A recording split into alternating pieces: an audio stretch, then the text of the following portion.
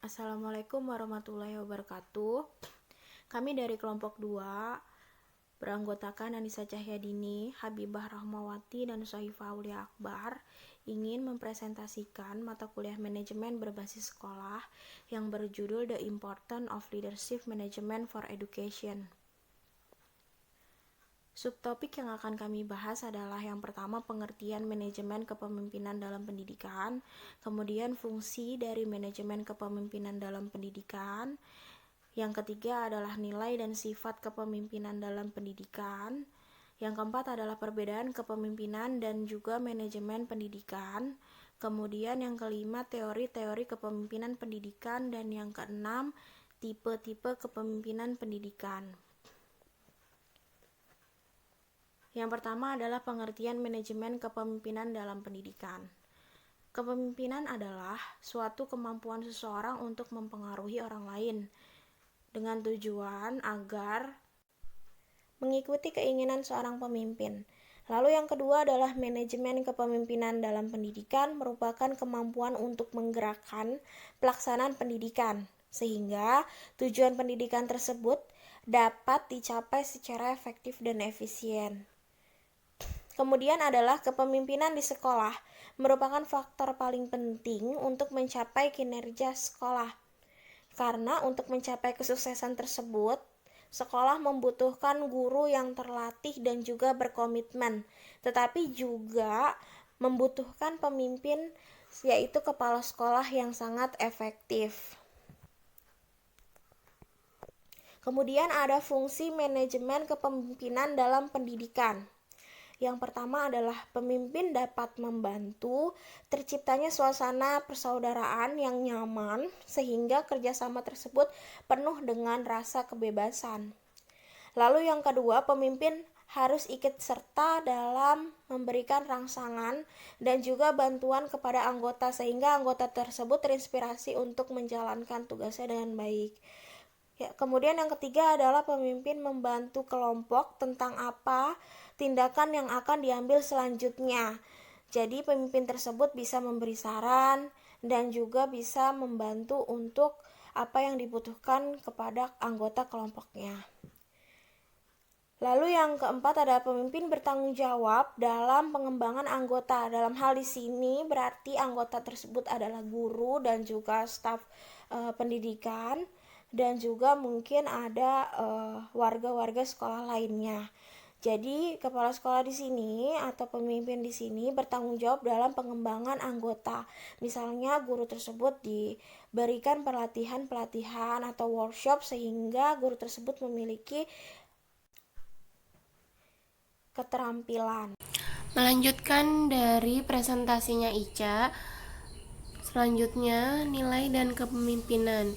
Menurut Waseberg tahun 2022, peran utama dari seorang pemimpin adalah menyatukan orang-orang seputar nilai-nilai kunci yang diekspresikan dalam nilai-nilai pribadi, kesadaran diri, dan kemampuan emosional atau moral. Menurut Granville dan Ribins tahun 93, kepemimpinan dimulai dengan karakter seorang pemimpin yang diekspresikan dalam nilai-nilai pribadi, kesadaran diri, dan kemampuan emosional dan moral. Nah, tujuan akhir dari pemimpin yang bersangkutan itu akan direfleksikan oleh teman sebaya dan sekolahnya secara keseluruhan. Dengan karakteristik pemimpin, tingkah laku atau keterampilan kepemimpinan dapat memungkinkan seorang pemimpin itu untuk menjadi pemimpin yang efektif.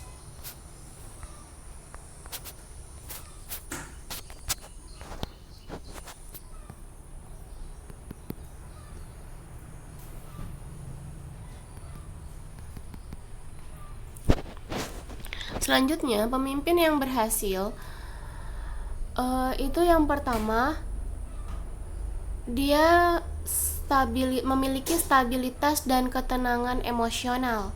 Maksudnya, dia itu harus menjadi tenang, percaya diri, dan mudah ditebak, khususnya ketika sedang stres. Yang kedua, pemimpin itu dapat mengakui kesalahannya, yaitu bukannya mengarahkan tenaga untuk menutupi kesalahannya. Yang ketiga yaitu keterampilan interpersonal yang baik. Maksudnya, dia mampu berkomunikasi dan membujuk orang lain tanpa menggunakan cara lain untuk taktik yang negatif. Selanjutnya, pemimpin itu harus luas intelektualnya, sehingga dia dapat memahami segala macam bidang ilmu dan tidak hanya memiliki bidang keahlian yang sempit.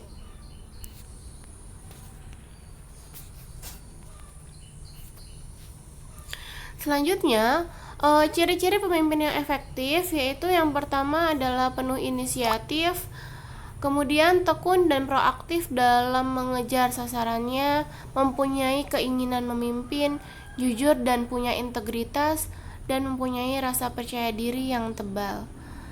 Nah, untuk menjadi pemimpin yang efektif, itu harus latihan dan mengenali diri sendiri. Kemudian mengenali dan mengontrol gaya kepemimpinan sendiri, mengenali dan memberi dukungan kepada bawahan, dan mempunyai sifat dan sifat sama pekerjaannya itu harus diadaptasi. Selanjutnya, indikator kepala sekolah yang efektif itu harus mempunyai komitmen terhadap visi sekolah dalam menjalankan tugas dan fungsinya, menjadikan visi sekolah itu sebagai pedoman dalam mengelola dan memimpin sekolah, dan senantiasa memfokuskan kegiatannya terhadap pembelajaran dan kinerja guru di kelasnya. Nah, selanjutnya yaitu perbedaan kepemimpinan dan manajemen. Kepemimpinan sendiri itu merupakan suatu hal yang sangat penting dalam manajemen berbasis sekolah. Kepemimpinan itu berkaitan dengan masalah kepala sekolah dalam meningkatkan kesempatannya untuk mengadakan pertemuan yang efektif dengan para guru dalam situasi yang kondusif. Nah, kepemimpinan itu juga memuat perilaku kepala sekolah yang harus dapat mendorong kinerja para guru dengan menunjukkan rasa bersahabat, dekat, dan penuh pertimbangan terhadap para guru, baik sebagai individu maupun sebagai kelompok. Sedangkan manajemen berbasis sekolah itu merupakan bentuk otonomi pendidikan yang memberikan otonomi secara luas kepada sekolah atau madrasah dalam rangka efektivitas, efisiensi, dan produktivitas untuk peningkatan mutu sekolah. Manajemen berbasis sekolah juga menawarkan kepada sekolah dalam menyediakan pendidikan lebih baik dan memadai bagi peserta didik. Selanjutnya akan dijelaskan oleh teman saya. Baik, selanjutnya saya Biba Rahmawati akan menjelaskan tentang teori kepemimpinan pendidikan. Nah, jika dicermati dari berbagai referensi, teori kepemimpinan beragam sekali jumlahnya. Dari sekian ragam teori tersebut muncullah sebutan dengan istilah 8 jenis teori kepemimpinan atau the 8 genre of leadership theory. Yang pertama yaitu adalah teori genetis. Teori ini sering disebut dengan the great man theory. Teori ini berasumsi bahwa kapasitas kepemimpinan itu bersifat inheren, yaitu pemimpin besar dilahirkan dan bukan dibuat, atau leader are born, not made. Nah, dalam teori ini dapat disimpulkan bahwa seorang pemimpin hanya bisa terjadi apabila seseorang tersebut memiliki keturunan pemimpin pula. Yang kedua ada teori sifat. Teori ini mengasumsikan bahwa manusia yang mewarisi sifat-sifat tertentu dan sifat-sifat yang membuat mereka lebih cocok untuk menjalani fungsi kepemimpinan, maka baru akan dikatakan sebagai pemimpin. Tetapi dalam teori ini memiliki kelemahan, yaitu masih banyak sekali didapatkan kesulitan-kesulitan dalam menjelaskan bagaimana seharusnya sifat kepemimpinan tersebut. Yang ketiga yaitu ada teori kontingensi. Teori ini memfokuskan pada variabel tertentu yang berhubungan dengan lingkungan yang bisa menentukan gaya kepemimpinan yang cocok untuk situasi yang cocok pula. Selanjutnya ada teori situasional atau situational theory of leadership. Nah, teori ini mengasumsikan bahwa pemimpin memilih tindakan terbaik berdasarkan situasinya. Gaya kepemimpinan dipilih berdasarkan bagaimana situasi pada saat itu. Nah, dalam kaitannya dalam kepemimpinan guru, tradisi sekolah kita tidak memperbolehkan guru bertindak keras dalam menghukum siswa tentunya. Tetapi berbeda pada saat siswa melakukan kesalahan yang bertubi-tubi, guru harus mengenal situasi kapan dirinya harus melakukan tindakan yang berbeda seperti itu. Untuk yang kelima yaitu ada teori perilaku. Teori ini sering disebut dengan teori sosial atau lingkungan. Teori perilaku kepemimpinan didasari pada keyakinan bahwa pemimpin yang hebat dapat dibentuk dan bukan dilahirkan, sehingga teori ini bertolak belakang dengan teori genetis, ya, teori yang awal tadi. Leader are made, not born. Teori ini berfokus pada tindakan pemimpin, bukan kualitas mental ataupun internal. Menurut teori ini, orang bisa belajar menjadi pemimpin, misalnya melalui pelatihan ataupun observasi. Selanjutnya yang keenam ada teori partisipatif. Teori ini menunjukkan bahwa gaya kepemimpinan yang ideal adalah mengambil prakarsa bagi pelibatan orang lain. Maksudnya dalam sebuah kepemimpinan harus melibatkan orang lain dalam mengambil keputusan. Yang ketujuh ada teori transaksional. Teori ini sering sekali disebut pada teori-teori manajemen. Teori transaksional berfokus pada peran pengawasan, organisasi, dan kinerja kelompok. Teori ini sifatnya tidak permanen karena dalam masa-masa tertentu pemimpin dapat diberhentikan, baik secara prosedural ataupun dengan cara revolusi lantaran berdasarkan hasil evaluasi kepemimpinan. Yang terakhir ada teori transformasional. Teori ini sering disebut dengan teori relasional kepemimpinan atau relational theories of leadership. Fokus teori ini adalah hubungan yang terbentuk antara pemimpin dan pengikutnya. Pemimpin bertugas memotivasi, menginspirasi, dan memahami orang dengan membantu anggota kelompok memahami potensinya untuk kemudian ditransformasikan menjadi perilaku nyata dalam rangka penyelesaian tugas pokok dan fungsi dalam kebersamaan. Pemimpin transformasional ini sangat diidam-idamkan oleh anggota pada suatu organisasi karena pemimpin ini terfokus pada kinerja anggota kelompok agar untuk memenuhi potensinya. Dan pemimpin pada teori ini memiliki etika yang tinggi dan standar moral yang tinggi. Selanjutnya ada tipe-tipe kepemimpinan pendidikan yang terdiri dari 4 tipe-tipe. Yang pertama ada tipe otoriter, yaitu tipe kepemimpinan yang bertindak sebagai diktator terhadap anggota-anggota kelompoknya. Tipe kepemimpinan otoriter sangat bersifat dominansi. Nah, seorang pemimpin yang memiliki tipe otoriter ini beranggapan bahwa dominansi yang berlebihan itu akan mudah menghidupkan oposisi atau menimbulkan sifat apatis atau sifat-sifat pada anggota-anggota kelompok terhadap pemimpinnya.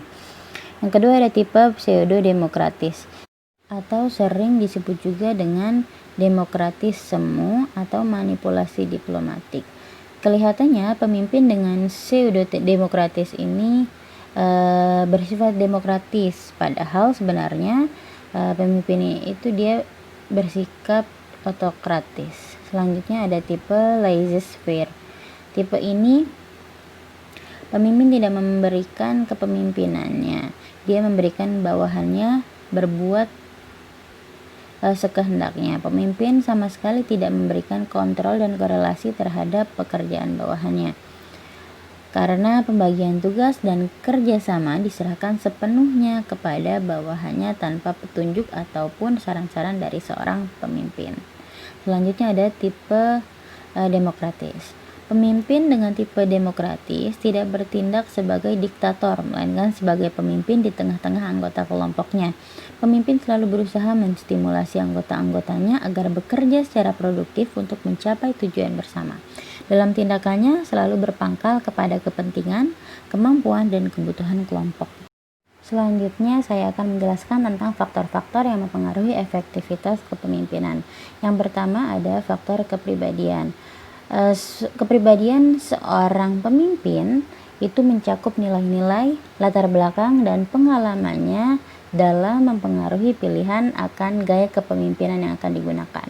Contohnya, jika seorang pemimpin pernah sukses dengan cara menghargai bawahan dalam pemenuhan kebutuhannya, maka pemimpin tersebut akan menerapkan gaya kepemimpinan yang berorientasi kepada bawahan atau anggota-anggotanya. Yang kedua ada faktor pengharapan dan perilaku atasan. Contohnya, atasan yang secara jelas memakai gaya yang berorientasi pada tugas, maka cenderung akan menggunakan gaya tersebut pada gaya kepemimpinannya. Yang ketiga ada faktor karakteristik, harapan, dan perilaku bawahan. Nah, ketiga faktor ini mempengaruhi terhadap gaya kepemimpinan manajemen. Sebagai contoh, karyawan atau anggota yang memiliki kemampuan tinggi biasanya akan kurang memerlukan pendekatan yang direktif dari pimpinan.